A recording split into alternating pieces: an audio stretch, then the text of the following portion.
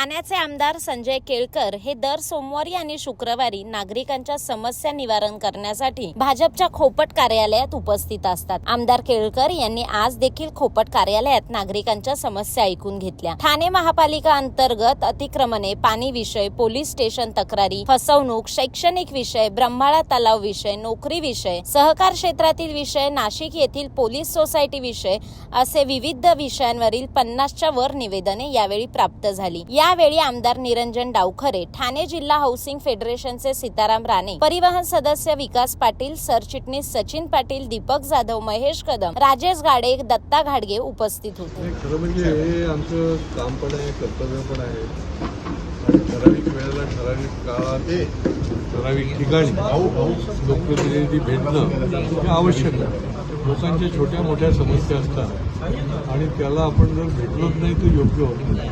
त्याच्यामुळे मी माझ्या स्वतःच्या कार्यालयात इतर दिवशी 10 ते 12 असतो, परंतु विशेष करून शुक्रवार आणि सोमवार आमच्या खोपट इथल्या भारतीय जनता पार्टीच्या कार्यालयामध्ये तिथे आम्ही लोकांच्या समस्या सोडवण्याकरता बसतो आणि लोक निरनिराळ्या भागामधनं अगदी ठाण्याच्या बाहेरून सुद्धा येतात.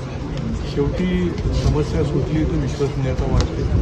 समस्येकरता आपण प्रयत्न केले तरी देखील जो समस्याग्रस्त व्यक्ती असते त्याला कळतं की आपल्याकडचं यांनी इमानदारीत प्रयत्न केले आणि त्या माध्यमातूनच या लोकशाहीच्या मध्ये अशा पद्धतीनेच काम जे आहे ते प्रबोधन पण करता येतं. त्यांना काही वेळेला आपल्याला उठावही करायला लागतो.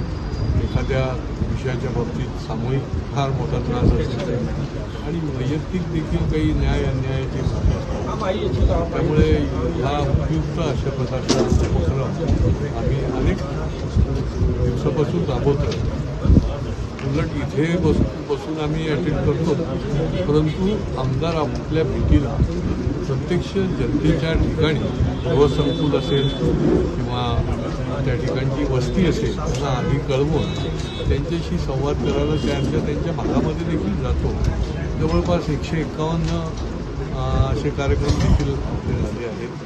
त्याच्यातूनच लोकांच्याही समस्या सुटतात आणि लोकही एकजुटीने एखादा अन्यायाचा विषय असेल ती एकजुटीने उभे राहतात. सर, ठाणेकरांचा कसा प्रतिसाद आहे? नागरिकांना काय आव्हान कराल? नागरिकांचा जो प्रतिसाद आहे, प्रश्न लोकसंख्या वाढली की प्रश्न वाढतात आणि शहरामध्ये असंख्य फर्स्ट डेस्टिनेशन ठाणं आहे, त्यामुळे त्याच्याबरोबर समस्याही येतात. मी लोकांना आवाहन करेन की सामूहिकरित्या आपण एकत्रितपणे याला वाचा फोडली पाहिजे. अन्यायाच्या विषयाला जागरूक नागरिकांच्या चांगल्या अर्थाने म्हणेन की ठिकठिकाणी टोळ्या निर्माण झाल्या पाहिजे आणि त्यांच्या माध्यमातून देखील हा आवाज जो आहे तो निश्चितपणे पोचू शकतो आणि आम्ही त्यांना पूर्ण पाठबळ देण्याचं काम करू.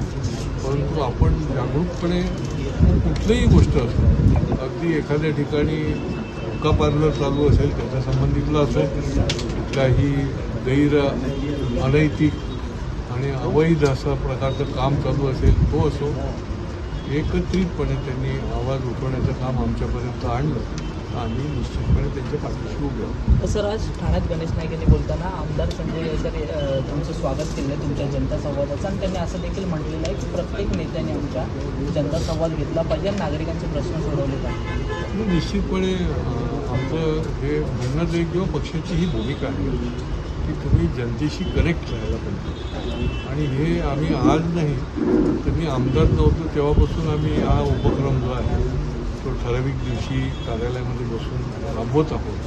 त्याच्यामुळे ही निश्चितपणे प्रत्येकानेच करण्याचा विषय आहे आणि तो अनुकरणीय झाला पाहिजे. हे जे गणेश नाईक साहेबांनी सांगितलं ते उचितच सांगितलं.